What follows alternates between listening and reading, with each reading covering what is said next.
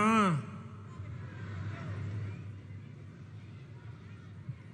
मैं आप सभी माताओं बहनों के चरणों में प्रणाम करता हूं। मातृभूमि को नमन करने के साथ ही इतनी बड़ी संख्या में माताओं बहनों का आशीर्वाद भी मिले, इससे बड़ा और सौभाग्य क्या हो सकता है। यहां पहुंचने से पहले आज मैं पूरे दिन युवाओं से जुड़े कार्यक्रम में मौजूद था। अभी मैं देख रहा हूं आप सबके चेहरों पर भी एक अलग ही उत्साह, एक अलग ही खुशी मैं देख पा रहा हूं। ये खुशी स्वाभाविक भी है। आपने जिस विश्वास के साथ अपने इस बेटे को, अपने इस भाई को दिल्ली भेजा, उस विश्वास को बढ़ाने वाला एक और काम आपके इस भाई ने दिल्ली में किया है। नारी शक्ति वंदन अधिनियम, यानी विधानसभा से लेकर लोकसभा तक महिलाओं को प्रतिनिधित्व मिले, प्रतिनिधित्व बढ़े, ये मोदी की गारंटी। ये सपना वर्षों पहले गुजरात की धरती से हमने मिलकर के देखा था। आज उस संकल्प की सिद्धि के साथ मैं आपके बीच आया हूं। खासकर मैं गुजरात की मेरी बहनों से कहना चाहता हूं, हमेशा की तरह इस बार भी आपने रक्षाबंधन पर मुझे ढेर सारी राखियां भेजी थी और हमारे यहां जब राखी मिलती है तो भाई की तरफ से गिफ्ट देने का भी रिवाज है। मैंने इस बार गिफ्ट पहले ही तैयार कर ली थी, लेकिन उस समय बता तो सकता नहीं था। आज मैं ये कह सकता हूं कि नारी शक्ति वंदन अधिनियम पूरे देश की मेरी माताओं बहनों के लिए एक बहुत बड़ा उपहार है। नारी शक्ति वंदन अधिनियम मेरी बहनों के अधिकारों की गारंटी है। नारी शक्ति वंदन अधिनियम मेरी बहनों के सपनों के पूरा होने की गारंटी है। नारी शक्ति वंदन अधिनियम देश की नारी शक्ति के सामर्थ्य का सम्मान है और ये नारी शक्ति वंदन अधिनियम भारत के विकास की, विकसित भारत की भी गारंटी है। क्योंकि जब महिलाएं बड़ी संख्या में नेतृत्व के लिए आगे आएगी तो देश को आगे जाने से कोई रोक सकता नहीं है। मैं आप सभी को नारी शक्ति वंदन अधिनियम पास होने की बहुत बहुत बधाई देता हूं। बहनों, बेटियों, आप सब जानती हैं कि आजादी के इतने दशक तक नारी शक्ति के सामर्थ्य के साथ इंसाफ नहीं हुआ।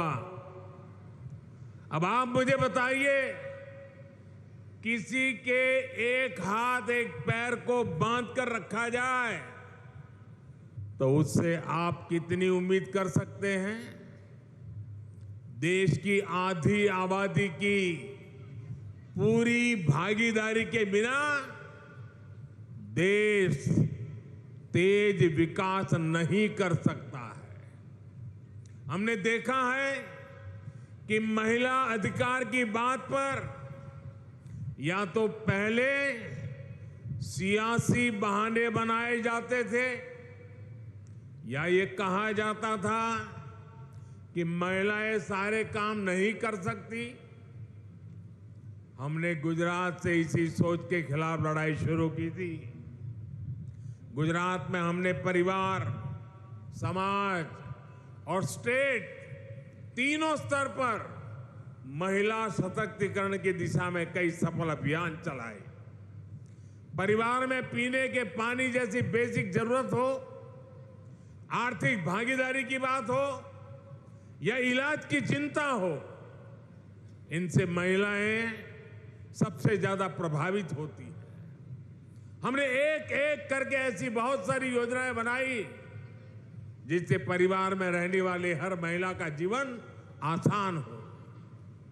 सामाजिक स्तर पर बहनों बेटियों को बराबरी दिलाने के लिए, उनकी शिक्षा के लिए हमने कन्या केळवणी अभियान गुजरात में हर जून महीने में चलाते थे। स्टेट लेवल पर राजनीति में और प्रशासन में उनकी भागीदारी सुनिश्चित की गई। गुजरात में स्थानीय निकायों में महिलाओं के लिए 50% आरक्षण की व्यवस्था के बारे में हम सबको पता है। आप में से ज्यादातर बहनें ये भी जानती है कि मैंने हर स्तर पर महिलाओं का प्रतिनिधित्व बढ़ाने के लिए समरस पंचायत ये प्रयोग शुरू किया था। हमने तय किया था कि जिन पंचायतों में प्रधान के लिए महिला के लिए आरक्षण होगा, अगर उस पंचायत में सभी महिलाएं जीत करके आएगी तो उस समरस गांव में हम अतिरिक्त बजट देंगे, अतिरिक्त पैसे देंगे ताकि महिलाओं के नेतृत्व में विकास हो। और हमने देखा कि बहुत बड़ी तादाद में हमारे पंचायतों में सभी सदस्य महिला चुनने लग गई और महिलाओं ने विकास के इस काम को पाई का सही उपयोग करके अमल में लाया। हमने ये भी तय किया कि समरस पंचायतों में हम महिला अधिकारियों को ही नियुक्त करने का प्रयास करेंगे। माताओं बहनों, महिलाओं की भागीदारी के लिए, उनके आरक्षण के लिए ये निर्णय केवल सरकारी नियम कानूनों तक ही सीमित रहे हो ऐसा नहीं है। बीजेपी ने एक जिम्मेदार राजनीतिक दल के रूप में भी कई निर्णय लिए और नई राजनीतिक परंपराओं को शुरू किया। स्थानीय निकायों में जो 4 प्रमुख पद होते हैं, mayor, deputy mayor, standing committee chairman और दल का नेता, हमने तय किया कि इनमें से कम 1 महिलाओं को लिए रिजर्व हो और वहां अगर एससी कम्युनिटी है तो एसटी कम्युनिटी है तो एसटी, उनको भी इसका एक पद दिया जाए।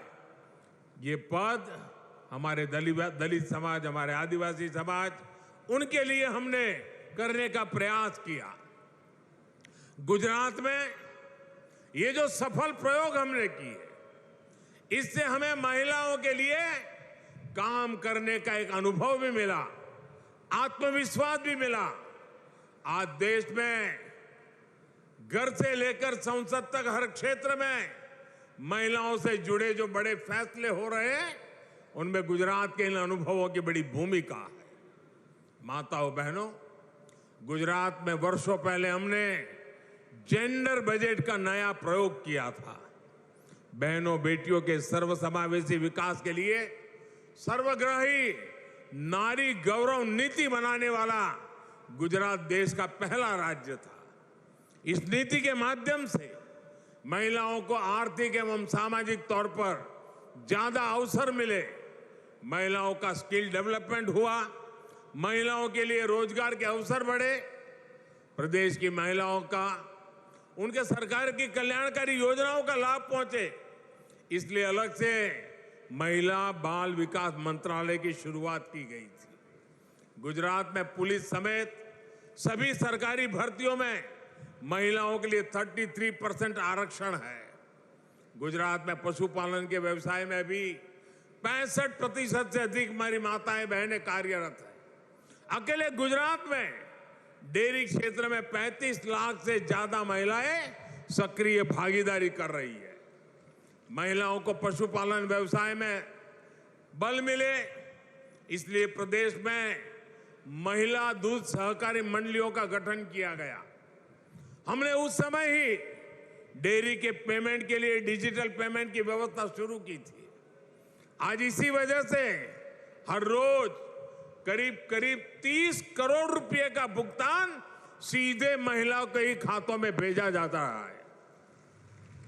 महिलाओं के खातों में सीधे डिजिटल पेमेंट की व्यवस्था का बहुत बड़ा लाभ हमारी माताओं बहनों को मिला है। साथियों, गुजरात की आदिवासी महिलाओं को सशक्त करने के लिए वन व्यवस्थापन मंडलियों में महिलाओं को प्रमुखता से स्थान दिया गया था। आज लाखों महिलाएं वन विकास में अपना योगदान दे रही है। गुजरात में महिलाओं को स्वरोजगार में परेशानी ना आए, इसलिए महिला आर्थिक विकास निगम की शुरुआत की थी। महिलाओं के आर्थिक सशक्तिकरण के लिए मिशन मंगलम की शुरुआत की गई। महिलाओं के हुनर को बल मिले, इसलिए सखी मंडलों का गठन किया गया। आज गुजरात में 2.5 लाख से ज्यादा सखी मंडल कार्यरत है और उनके बनाए गए उत्पादनों की बिक्री के लिए खास मेलों का आयोजन किया जाता है। गुजरात में एक समय माता मृत्यु दर काफी ज्यादा हुआ करती थी। प्रसूता माताओं को बचाने के लिए हमने चिरंजीव योजना शुरू की, उनके पोषण पर काम किया और आज के नतीजे हम देख रहे हैं। साथियों, ये सब कोई ऐसे ही चलने वाली सामान्य प्रक्रियाएं नहीं थी। इसके पीछे एक लंबी सोच थी, सोची समझी दूरगामी रणनीति थी। आज इसका प्रभाव हम गुजरात में देख रहे हैं। आपसे मैं भी अनेक बहनें ऐसी होगी जिन्हें नीतियों के कारण लाभ हुआ है, जीवन में आगे बढ़ने का अवसर मिला है। साथियों, पानी समितियों में महिलाओं की भागीदारी, महिला नेतृत्व की शुरुआत भी हमने सबसे पहले गुजरात से ही की थी। गुजरात की पानी समिति की इस व्यवस्था को अंतर्राष्ट्रीय अवार्ड भी मिला था। मुझे याद है कि इस पहल के लिए गुजरात को न सिर्फ राष्ट्रीय स्तर बल्कि अंतर्राष्ट्रीय स्तर पर भी सराहना मिली थी। गुजरात को यूनाइटेड नेशन और कॉमनवेल्थ एसोसिएशन से 2 बड़े अंतर्राष्ट्रीय अवार्ड भी मिले थे। इन्हीं अनुभवों से सीखते हुए हमने देश में जल जीवन मिशन शुरू किया। आज पूरे देश को जल जीवन मिशन के जरिए उसका फायदा मिल रहा है। माताओं बहनों, बीते 9 वर्षों में हमने देश में महिलाओं के लिए जन्म से लेकर के वृद्धावस्था तक पूरे जीवन को बेहतर बनाने के लिए काम किया है। हमारे देश में कन्या भ्रूण हत्या से लेकर बच्चियों की अशिक्षा तक ऐसे कितने सामाजिक कलंक लगते थे। हमने बेटी बचाओ बेटी पढ़ाओ अभियान शुरू किया। आज हम गर्व से दुनिया के सामने कह सकते हैं कि देश में महिला पुरुष अनुपात तेजी से सुधरा है। हमने गर्भवती महिलाओं के लिए मातृ वंदना जैसी संवेदनशील योजना चलाई, पोषण की चिंता करना शुरू किया। आज देश में बच्चे के जन्म के समय होने वाली मां और बच्चे दोनों की मृत्यु दर में कमी आई है। स्वच्छ भारत अभियान के तहत हमने स्कूलों में शौचालय बनवाए। सुकन्या समृद्धि योजना के माध्यम से बेटियों के नाम पर जो बचत होती है उस पर ज्यादा ब्याज मिलता है। जब बेटियां पढ़कर आगे बढ़ती हैं तो उनके कैरियर के लिए सेना से लेकर माइनिंग तक हर क्षेत्र में दरवाजे खोल दिए गए। इससे बेटियों में पीछे होने की भावना खत्म हुई है, एक आत्मविश्वास आया है और आज देश की इंडस्ट्री हो या खेल का मैदान, बेटियां हर जगह नई बुलंदियों को छू रही है, देश का नाम बढ़ा रही है। कल ही हमारी वुमेन क्रिकेट टीम ने एशियन गेम्स में गोल्ड मेडल जीतकर भारत का परचम फहराया। माताओं बहनों, ये आपकी बढ़ती ताकत का ही नतीजा है कि नारी शक्ति वंदन अधिनियम संसद में रिकॉर्ड मतों से पास हुआ है। जिन लोगों ने दशकों तक इस लटका कर रखा था, उन्हें भी आपके डर से ही इसका समर्थन करने के लिए मजबूर होना पड़ा है और वोट डालना पड़ा है। ये आपकी मजबूती है जो उन्हें मजबूर कर रही है। आपने देखा होगा अपने बयानों में लोग कैसे कैसे किंतु परंतु लगा रहे थे, कैसे कैसे बहाने बना रहे थे। इन्होंने महिलाओं को अलग अलग वर्गों में बांटकर आपकी ताकत को कमजोर करने का पैंतरा भी चला। लेकिन जब इन्हें लग गया कि ये सरकार पीछे हटने वाली नहीं है, जब उन्हें लग गया कि देश की महिलाएं देख रही हैं कि संसद के भीतर क्या हो रहा है, तो इन्हें मन मानकर मजबूर होकर इस कानून के पक्ष में वोट करना पड़ा। मैं आप सभी को इस बहुत बड़ा काम और आपने इतनी बड़ी संख्या में आकर के आशीर्वाद दिया, इसलिए मैं आपका आभार भी व्यक्त करता हूं, आपको बहुत बहुत बधाई भी देता हूं। जल्द ही इस कानून की ताकत से आप सब देश की बेटियां ज्यादा संख्या में विधानसभा और संसद में भी पहुंचेगी और देश की आवाज बनेगी। आप सबको मेरी तरफ से बहुत बहुत धन्यवाद। नमस्कार। भारत माता की, भारत माता की बहुत बहुत धन्यवाद। बहुत बहुत बहुत ધન્યવાદ। ખૂબ ખૂબ ખૂબ આભાર માનનીય વડાપ્રધાન શ્રી આપનો।